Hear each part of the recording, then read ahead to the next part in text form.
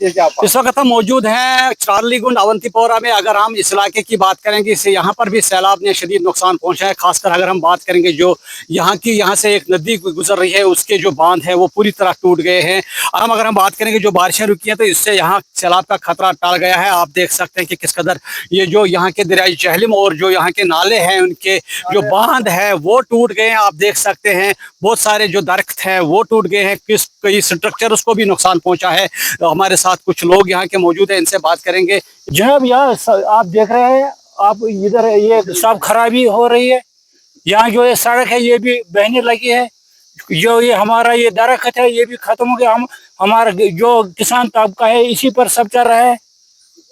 तो इस वक्त मुझे बताइए क्या नुकसान क्या है, क्या क्या खास नुकसान खासकर यही है, हमारे बाल बच्चे जो है ये इसी पर पालते हैं, हम पढ़ाते हैं बच्चे इसी पर। हम कोई नौकरी पेशा नहीं है, हम सिर्फ यही किसान तबका है।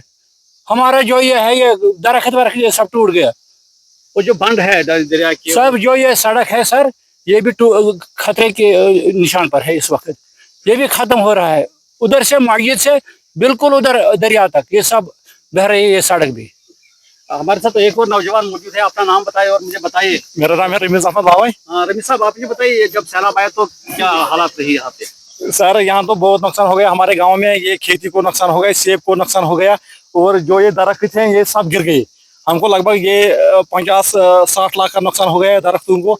आप देख रहे हैं इस वक्त ये सब दरख्त है ये गिर गए और जो हमारा खेत में शाली था वो भी खत्म हो गए और जो सेब का दरख्त है वो सब खत्म हो गया। यहाँ कोई तो क्या सरकार से अपील रहेगी? सरकार से यही अपील करेंगे हमको मदद करिए, हमको मुआवजा दीजिए, हमको रिलीफ दीजिए। हमको बहुत नुकसान हो गया, लगभग गाँव में 1 करोड़ से ज्यादा नुकसान हो गया हमारे गाँव में। शुक्रिया। आपने सुना कि यहाँ के जो मुकामी लोग हैं वो चाहते हैं कि इन्हें भरपूर मुआवजा फराहम किया जाए। हम ये इस साइड से आपको दिखाएंगे। आप देख सकते हैं कि किस कदर जो दरियाई ये यहाँ के जो नदी नाले हैं इनके बांध किस तरह टूट गए हैं और आप देख सकते हैं कि जो दरख्त भी गिर गए हैं। साथ साथ में जो यहाँ पे रोड है इस रोड में भी दरारें आप पड़ गई है, ये भी आप खतरे के निशान पर है। आप देख सकते हैं कि किस कदर यहाँ जो है सैलाब ने नुकसान पहुँचाया है। तो इनका कहना है कि जो यहाँ का खेल का मैदान है इसको भी खतरा है, साथ साथ में जो स्कूल है स्कूल को भी खतरा है।